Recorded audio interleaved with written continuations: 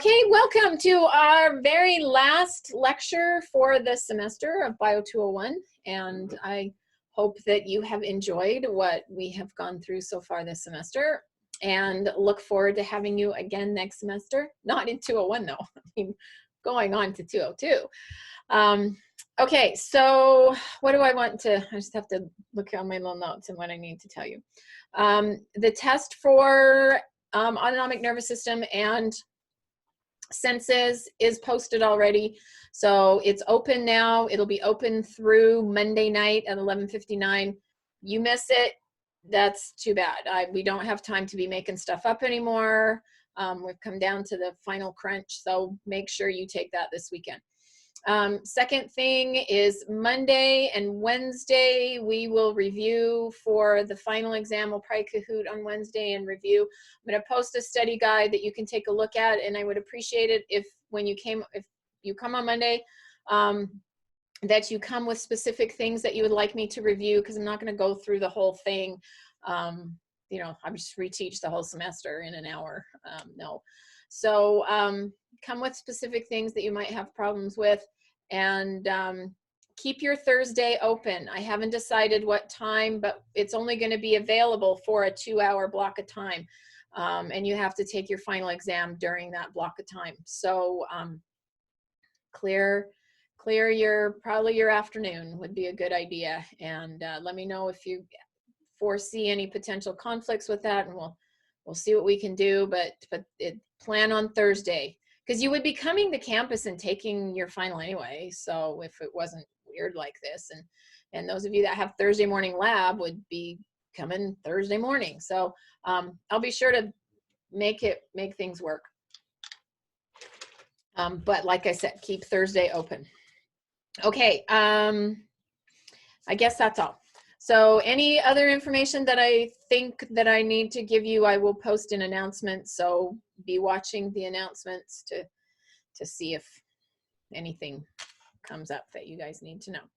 All right, so we're just gonna go ahead and finish off hearing and balance. So we're gonna go into the actual organ, the spiral organ, where hearing is received, not perceived, because that's in your brain, but where we actually create the nerve impulse that's going to carry the signal to your brain.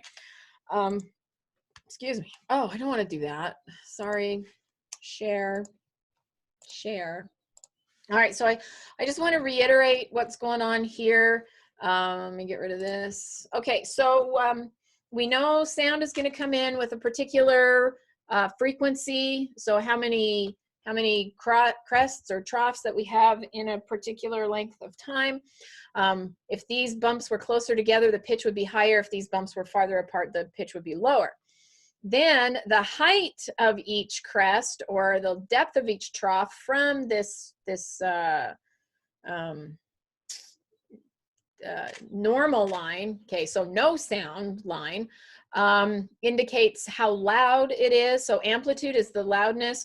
So we see that sound is going to come in for the original loudness that was produced out by the object producing the sound. So my voice right now, so however loud my voice is, it will come in with the same amplitude to your tympanic membrane. And then the tympanic membrane, as it vibrates, will vibrate the ear ossicles.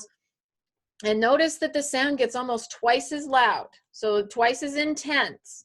So that's why I've warned you before, you've got to be careful when you're listening to things that are really loud, because if it's really loud on the outside of your ear, it's even more loud when it gets into the organ of Corti. So it's going to pass through the middle ear, through the oval window, that then's going to set up vibrations in the fluids in the 3 cochlear channel or canals. So we've got the scala vestibuli, the cochlear duct, and the scala tympani.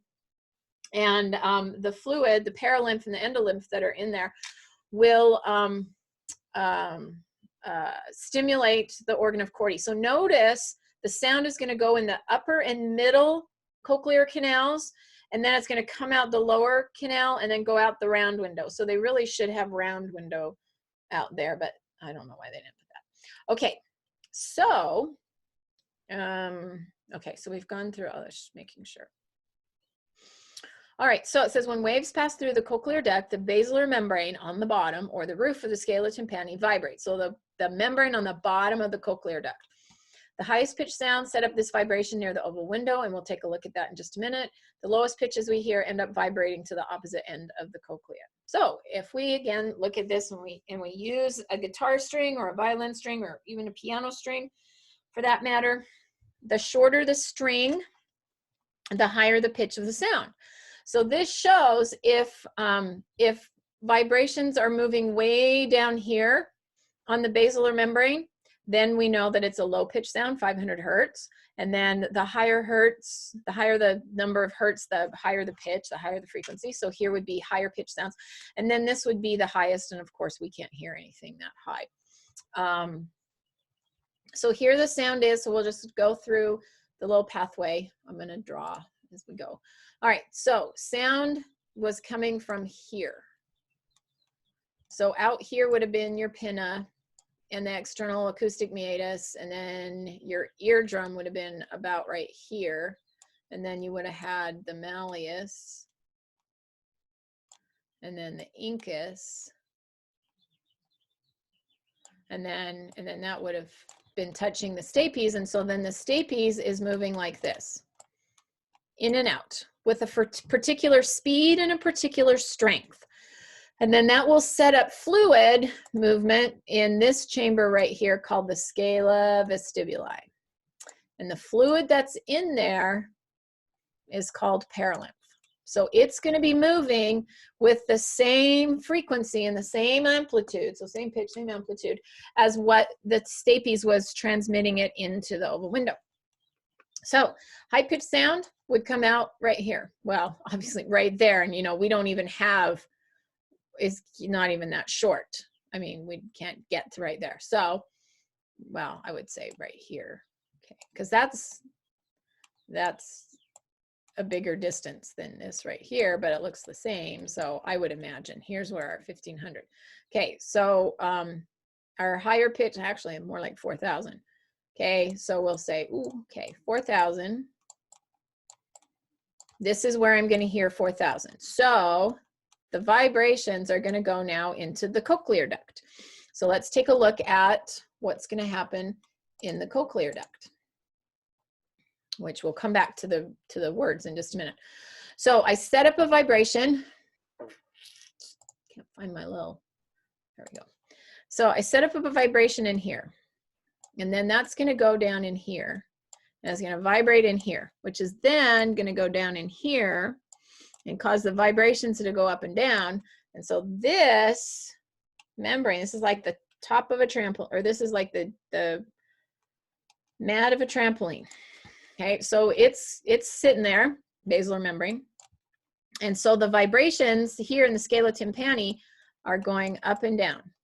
Okay, so they're pushing up against the basilar membrane, which pushes the hair cells that are sitting on top of the basilar membrane, pushes them up against the tectorial membrane.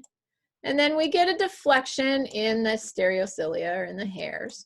And so then those outer hair cells here and the inner hair cells there, hair cells, don't worry about which ones, all have the axons of sensory neurons attached to them. And so now that we have stimulated these cells, this one, this one, this one, this one, now those vibrations will be translated into an electrical signal, and then that electrical signal will go woo to the ganglia. Oh, look, here are the sensory neurons. I mean, the cell bodies of the sensory neurons. Because remember, we're not spinal cord, we're in the head. So this is vestibulocochlear nerve. And then we've got the axons that are then going to go to your brain. Boom. So if we go back to, oh, I don't want to do that. Oh, well. Okay, so if we go back to this picture, so the organ of Corti, or spiral organ, let me put that in there, hang on.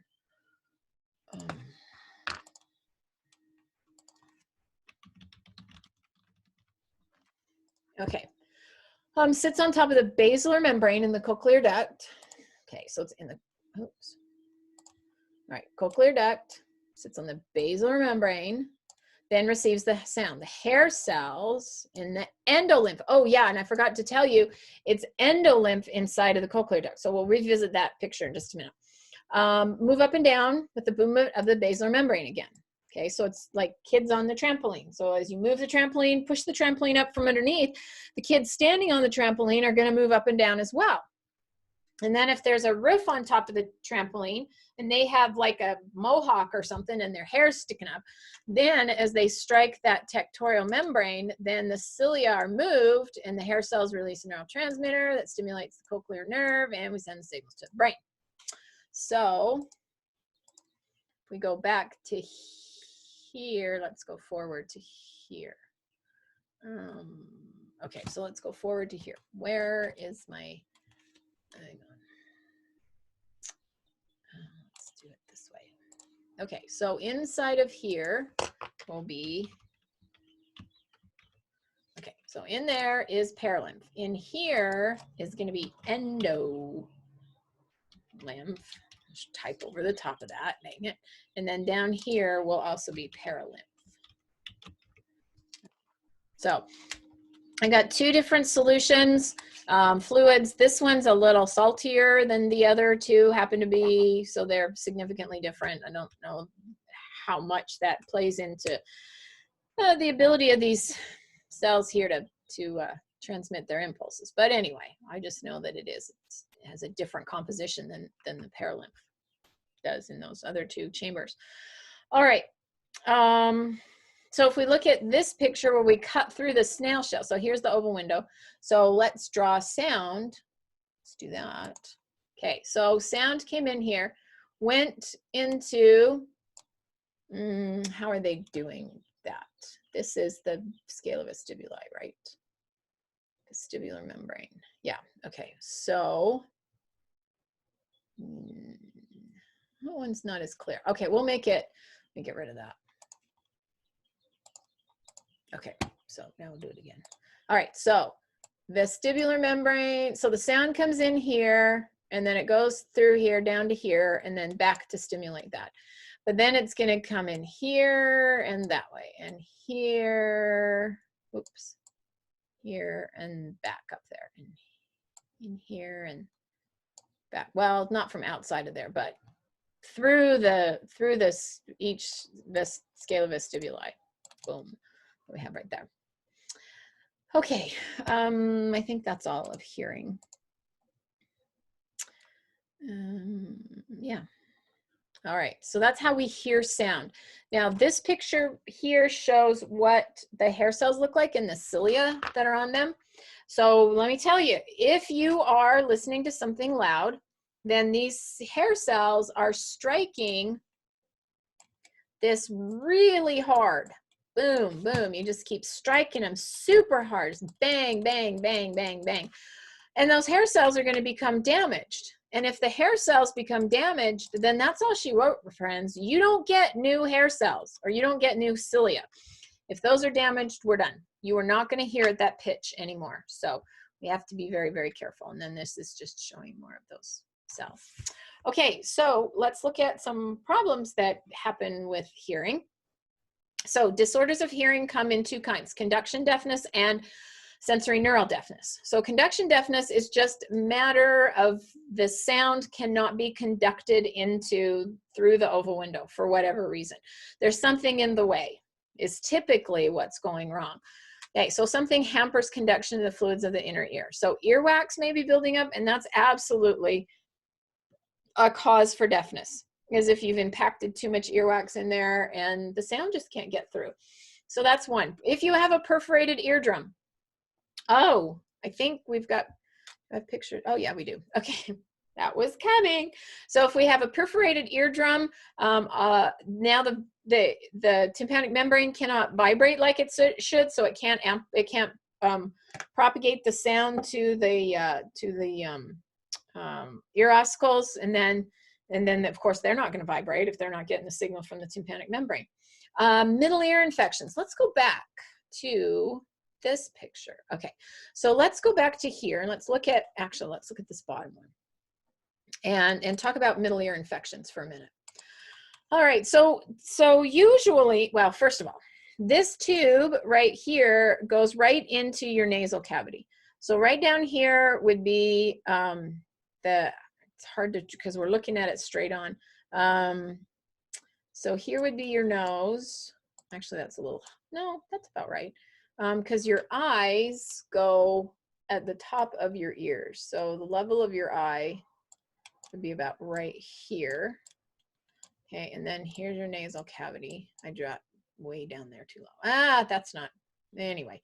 Okay, well, I'll put your eyes right here, but that's still not right. Anyway, so this is gonna go into the back of your nose, way up high, right behind your eyeballs. Okay, so it's gonna pass into your, let's get rid of all of that, into your nasal cavity at the level of your eye. So it's not as steep as this. It's a little more horizontal than it is diagonal like that. But anyway, so as that goes into your nasal cavity, you now have a connection to theoretically the outside. Because right here, we don't have a connection to the outside because you have the tympanic membrane in the way. So nothing from here can get into the middle ear, right? Because you've got this wall right here. But because you have this connection down here to your nasal cavity, there is often passage of bacteria and other pathogens up into here. We'll just stick with bacteria, causing a middle ear infection. So if you have a sinus infection or you have a really bad cold or a sore throat or something, those germs are going to work their way back up in here, and that's what's going to cause a middle ear infection. Now, we don't tend to have as many middle ear infections as adults as we had with as we did as children. And the reason why is because the auditory tube is fairly diagonal in adults, but in children, it's way more horizontal. So anytime they lay down, all those germs just roll back into the nasal cavity. So it's really important that you don't lay a baby down with a bottle, because if you do, that milk can flow back up through their nasal cavity into their middle ear canal and promote, whatever germs might be in that, then are going to grow inside the middle ear cavity. So a baby should never be horizontal when it's drinking a bottle, because the milk can flow back in there. Had that from personal experience. I mean, I already knew that, but I was super tired and I was pregnant with my second, and my son was just not taking a nap. And so I just was like, oh, please just lay down. He wasn't even 2, I don't think. And so I gave him a bottle and I laid him down in his crib, and I thought, as I went and laid down, I thought, you know what, he's going to have an ear infection in a couple of days. And sure enough, he did. So don't do that. All right. So if I get inflammatory material inside of here, these ear ossicles will not be able to vibrate, and we will not be able to hear. Okay. So that happened to my nephew. My nephew, when he was little, had to go to a speech therapist because he couldn't hear, and therefore he could not figure out how to make sounds. And ear infections, bad. All right, otosclerosis is when the bones get, the little ear ossicles get bone deposits on them, and then they can't fire, so calcium deposits. And I had a student that had otosclerosis once, and she had to have surgery. She had to get a prosthesis in. She has a metal ear ossicles and not bone ones anymore. Okay, sensory neural deafness, on the other hand, is damage to the neural structure. So the hair cells, basilar membrane, something that can occur from loud noises. Okay, we can somewhat treat them with a cochlear implant, but not necessarily. So we have to protect our hair cells. Okay, so don't listen to things too loudly. This is a ruptured tympanic membrane. So this was a friend of mine, had a really bad ear infection, and it was just killing him. And then he went up to a high elevation, went up to Prescott to cover the basketball tournament and high school basketball tournaments. And because of the pressure change, that drop in pressure up high caused an imbalance in his ear, and it just finally gave way. And so this is all the blood and gross everything, but this is what his eardrum looks like. And I didn't put in what his good eardrum looks like. I have that picture too, so I've got to put that in so you know how you can compare. Because yeah, it's all just going to be kind of a tan colored and nice and smooth across there, and not gross and yucky like that. Okay, so what other kinds of things can affect our ear? So we have something called tinnitus. It's not tinnitus, because that would be an I right there. So tinnitus is ringing in your ear. Usually if you have ringing in your ear, well, okay, so one cause of ringing in your ear obviously is going to a concert and listening to things really loudly. That's just so much strain put on those muscles in your ear that they continue. You know how when you run a lot and then your legs just twitch after that? Okay, that's like what happens when you go to listen to something really loudly for a long time. But generally, tinnitus is going to be because something else is going wrong, and this is just a symptom of that. So when the cochlear nerve degenerates, then your brain is perceiving this noise that's really not there. Sometimes if you have inflammation in your inner ear, if you have an infection in your inner ear, you may get some tinnitus. There are some medications that cause tinnitus. I know that I had a antidepressant that I took, Wellbutrin, and it made the ringing in my ears absolutely deafening. If I laid down at night, I could hardly fall asleep because the ringing in my ears was so bad. And so I had to quit taking it because it was driving me crazy. And I now haven't noticed it the past few days. That's good. Must have been able to go sleep. But the more tired I am, the louder the ringing is in my ears. And I just have a little bit right now. It's pretty constant, but sometimes it's such a low level that I don't really notice it. And I can hear it when I pause to think about it. I can hear it, but most of the time adaptation happens, I don't even notice it. But like I said, when I'm super, super tired, then I know I can gauge how really tired I happen to be by how loud my tinnitus is. All right, then we have a second thing another thing I want to talk about is Meniere's syndrome. And this is going to affect not just your hearing, but your balance mechanism as well. So the semicircular canals and the cochlea are both affected. So the whole labyrinth. So let's go back to here. So this whole entire thing, if you have Meniere's syndrome, the semicircular canals, vestibule, and the cochlea are all not working properly. And okay, so because they're not working, you can have vertigo. So that's that dizzy feeling like you're falling or the room is spinning or something like that, which is going to lead to nausea, which can lead to vomiting. You'll also have tinnitus, more than likely, and some hearing impairment, some hearing loss. This is also a progressive disorder, so that it's just going to get worse because there's some issues with the vestibulocochlear nerve. All right, now let's talk about equilibrium and balance. So how do we know where we are? How do we know where our head is in position, with respect to gravity? Is our head moving forward? Is our head moving from side to side? Are we spinning around in a circle? All of that is because of the vestibule and the semicircular canals.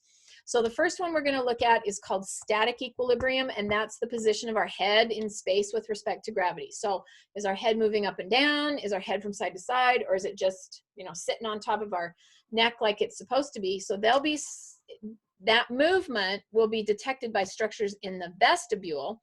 So that's the part underneath the semicircular canal called the saccule and utricle. So let's take a look at that area. So here's the vestibule, where the oval window and the round window are.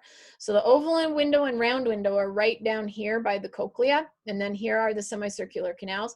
But then within the vestibule, there is a utricle and there's a saccule. And so the utricle is for moving our head side to side. So as our head moves side to side, we'll be able to detect that movement. And then if you look at the saccule, this would let us know that we're moving our head up and down. So what is it about those two structures, those two things, that allows us to detect that movement? Well, first of all, we have hair cells. Okay, so we have similar hair cells to what we have in the spiral organ. And then we have these supporting cells, and they're going to sit on the membrane inside of here, on the membranous labyrinth in endolymph. Okay, so there'll be endolymph inside of here. And then we have vestibular nerves that are going to the hair cells. Then sitting on top of the hair cells, we have this membrane, this thing, well, it's a membrane, called the otolithic membrane. So this right here, otolithic membrane. So it's kind of like Jell-O that's sitting over the top. This kind of gelatinous, sitting over the top of the hair cells. Now embedded in the otolithic membrane are otoliths, which means ear stones. So they're just little crystals of, I don't know, probably calcium. I don't know what they're made out of. I hadn't really thought about that. Anyway, so we have these little otoliths embedded in this otolithic membrane. Now, if you were to move your head, let's say one direction or the other, side to side, up and down, that otolithic membrane is going to slide. Okay, due to inertia, it's going to slide either this way or this way, depending on which way you're moving your head. As that otolithic membrane slides, it's going to stimulate these hair cells. Now, as those hair cells are stimulated, let's go to the next picture. Here they are. Here's the little otoliths. So here's the otolithic membrane. So if you were to move your head to one side, then it would depolarize this little thing, this kinocilium, and then it would bend and it would send more signals to your brain, letting your head know you turned your head to the left. And then when you move the hair cells away, then your brain goes, oh, I'm not getting as many signals anymore. So your brain perceives that as hyperpolarization, decreased frequency, and then you know your head is moving to the opposite side. And the same thing with up and down. Okay, so your brain just knows which way, you know, how much stimulus it's getting from that vestibular nerve. That would mean I'm moving my head to the left, or I'm moving my head to the right, or I'm moving my head up, or I'm moving my head down. So it's just crazy how that works, but it's a beautiful system. So, so the utricle, remember, so let's go back to our notes. All right, so vestibular nerve fibers, that's these things right here. So they're part of the vestibulocochlear nerve, the vestibular side of that. Innervate the hair cells in each of the structures, the the saccule and the utricle, and the hair cells themselves are covered with the otolithic membrane studded with tiny stones called otoliths. As your head moves from side to side, the otoliths and the utricle move over the hair cells and the stimulus is produced. As you move up and down, the otoliths move over the hair cells in the saccule and a stimulus is produced. So side to side is utricle, and up and down, where do we have that? Up and down is the saccule.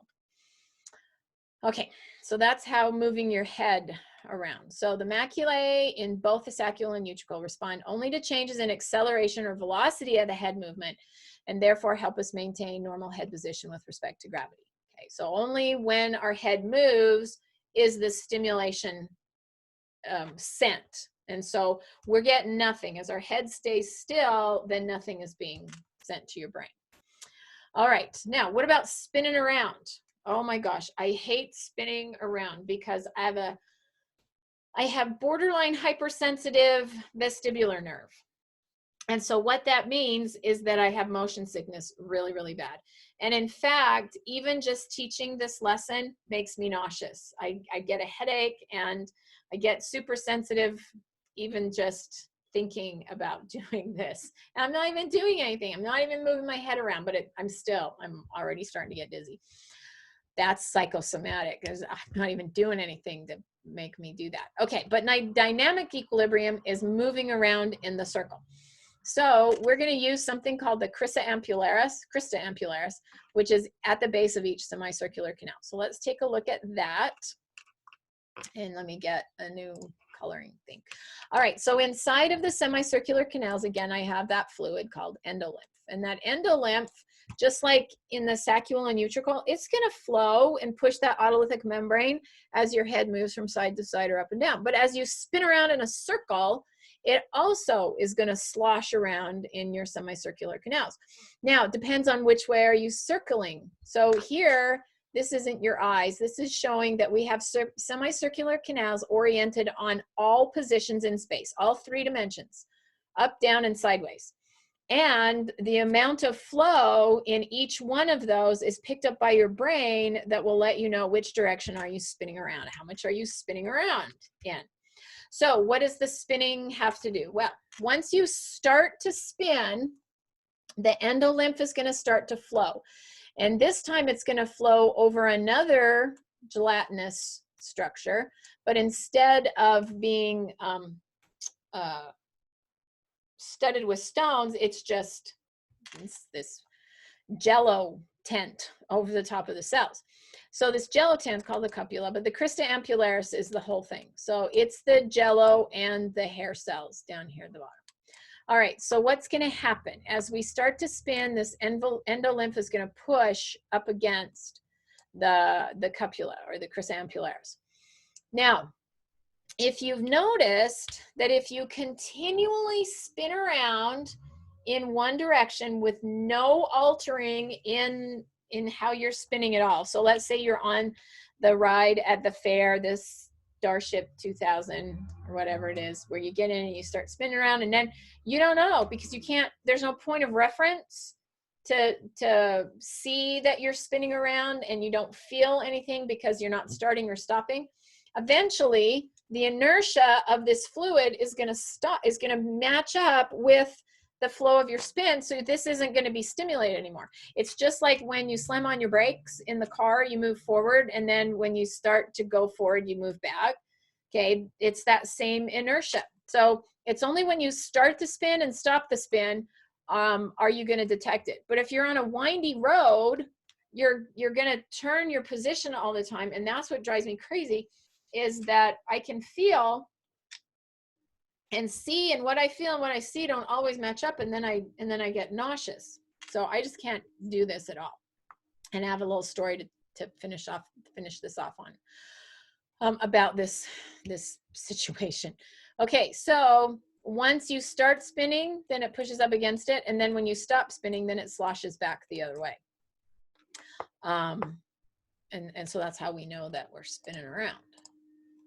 All right, so okay, so each crista has a cone-like membrane called the cupula over the hair cells. As we rotate, endolymph inside of the semicircular canals flows in the direction opposite to our body movement because of inertia. The hair cells get bent and the fibers of the vestibular nerve are stimulated. If we keep moving in the same direction, though, the endolymph finally stops moving, and we no longer sense the movement until we stop, and then the endolymph keeps flowing over the top of it. Okay. Oh, excuse me. And then those signals are being sent to our brain, signals from our eyes, our proprioceptors, and our muscles, just everywhere. And so our response to equilibrium signals is totally reflexive, because if we had to think about keeping our balance all the time, I'm sure we would always fall, because it's too hard to have to think about that with everything else that we have to think about. Okay, so let me tell you my quick story about this. So I was having some problems with tinnitus and weird stuff, and so I went to an audiologist. My doctor sent me to an audiologist. He checked. Oh, I also felt like I couldn't hear very well, so he checked my hearing and said, "Oh, your hearing's just fine." And he said, "I don't see anything wrong." And then I said, "Hey, by the way, while I'm still here, can you tell me why I have such bad motion sickness like I do?" And he goes, "Oh, okay, let's test your vestibular nerve and let's see what's going on with that." So here's what they do when they test your vestibular nerve. So they're testing what's going on in your semicircular canals. So normally you would think, oh, what would I do? Spin you around in a chair and see what happens. Well, you can't do that. So they came up with another thing that's going to simulate that same experience as spinning around in a chair. But first of all, how are we going to quantify how much stimulus is going on in that vestibular nerve? Well, it just so happens that when you stimulate your vestibular nerve, it sends a signal back out to your eyeballs to make your eyeballs move back and forth. So, you know, if you spin your little brother or sister around and then you set them down and they fall down, but if you look at their eyes are just vibrating back and forth, and that's called nystagmus. And so the degree of nystagmus that you have in your eye is indicative of how much stimulation is going to your vestibular nerve, which I think is pretty crazy. So anyway, so they put these goggles on you that makes it totally, so you keep your eyes open and then it's totally black. You can't see anything, but they take a video of what your eyes are doing with the goggles on. So I'm in this, so essentially I'm in this totally black room in this chair. Now, because the guy said, well, you know, we're going to make it like you're spinning around, I said, can you hand me that garbage can over there? So I had a little waste basket. I said, I better hang on to this in case I throw up. And he goes, oh yeah, that's okay. So here I am sitting in the chair, clutching the waste basket and just nervous as all heck because I know I'm about to get really sick. So he goes, we discovered that if you heat up your eardrum, it produces the exact same effect as spinning you around in the chair. So maybe that's sometimes why we get vertigo while we have a fever, is because our eardrum is heated up. I don't know.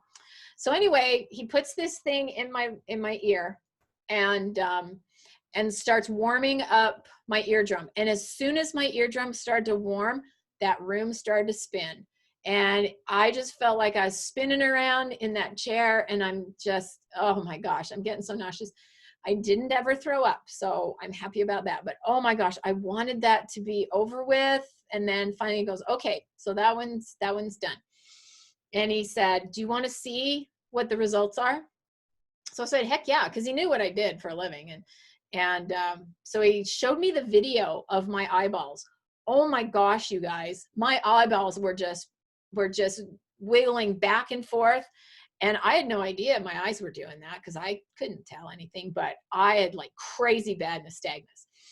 So then he goes, okay, now we have to test the left ear. And I'm like, oh, not again. So yeah, same thing. Put the little heater upper thing in my ear. And again, I started to spin around. And he showed me, and it didn't feel as intense that time. And so then he showed me the video and he goes, yeah, your left isn't as sensitive as your right. Your right one is super, super sensitive. So that's that. I just have this vestibular nerve that doesn't like, I mean, actually it likes to send signals more than it should. And so then my brain goes, wait a minute, what's going on? And then it says, here, let's make her throw up so she'll stop. And I guess that's why I throw up. So anyway, that then is it. So this just shows us, here's the, well, let's see. So vestibular receptors, visual receptors, somatic receptors. So this is in my ear, this is in my eye, this is my proprioceptors in my body. They're all going to send signals to my cerebellum and then into my central nervous system, which will then send signals out to, oh, look, there's my eye movements to make me spin around. And then I don't know why it would send it to my accessory nerve, spinal motor control, I guess, just so I can keep my balance. But anyway, so that's it, friends. We're done with lecture. Yay, this this semester. So you made it through to the end, and oh, we only did that for 38 minutes, so that's good. You get to leave a couple minutes early. So does anybody have any last minute questions you want to ask me about anything? And I'll be sure to put announcements for everything that's going on. So just remember to take your exam this weekend by the end of Monday. And if nothing else, then we will see you on Monday at 11 o'clock at our regular time. And oh, so make sure you print off the study guide. I'll have that posted here in just a little bit. And so you'll have the study guide to take a look at. I'll also post extra credit if you need any more extra credit. I've got the Tesla thing, I got Blood Drive. So if you need any more points than that, oh, and the February thing, the STEAM Festival. So STEAM Festival, Tesla, and the Blood Drive, And then if you haven't gotten all of your 25 points by then, and so the 5 points are is the course evaluation. There's a place in the module to drop a picture of your course eval in there, and so you can do that. And so if you haven't earned all 25 points, then you can get 10 more points from doing a case study, which I will have posted by, I don't know, tomorrow, tonight, sometime, but not immediately, but soon. Okay, so I got nobody asking any questions. So we'll just go then. Have a great weekend, and I will see you on Monday.